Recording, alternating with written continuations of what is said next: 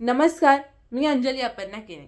आज 3 जानेवारी सावित्रीबाई फुले यांची जयंती।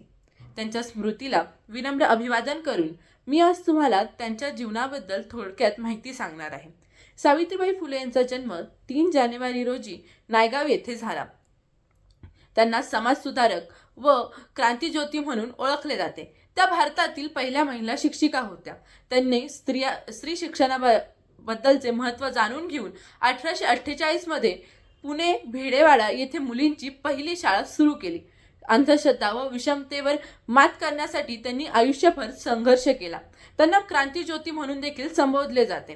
भारतातील मुलींसाठी पहिली शाळा उभे करणे, त्यांना शिक्षण देणे हेच त्यांच्या जीवनातील सर्वात मोठे कार्य होते, ज्यामुळे आजही भारतातील स्त्रिया शिक्षण घेत आहेत। त्यांना देशातील पहिली महिला शिक्षिका व शिक्षकांना प्रशिक्षण देणारी म्हणून संबोधले जाते।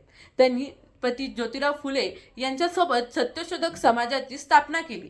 तसेच समाजात सुधारणा घडवून आणण्यासाठी सती प्रथा, बालविवाह आणि विधवा पुनर्विवाह बंदी यासारख्या प्रथांविरुद्ध त्यांनी लढा दिला। त्यांनी साहित्य देखील लिहिले आहे, ज्यामध्ये काव्य फुले व 52 कशी सुबोध रत्नाकर याचा मुख्यतः उल्लेख होतो। त्यांच्या शेवटच्या काळात म्हणजेच त्यांच्या मृत्यूच्या वेळेस त्यांना प्लेगमुळे त्यांचा मृत्यू झाला, कारण 1896-97च्या काळात पुणे येथे प्लेगची साथ पसरली होती। प्लेग हा संसर्गजन्य आजार आहे हे समजल्यावर ब्रिटिशांनी संसर्गग्रस्त रुग्णांना गावाबाहेर ठेवायचे असा आदेश दिला।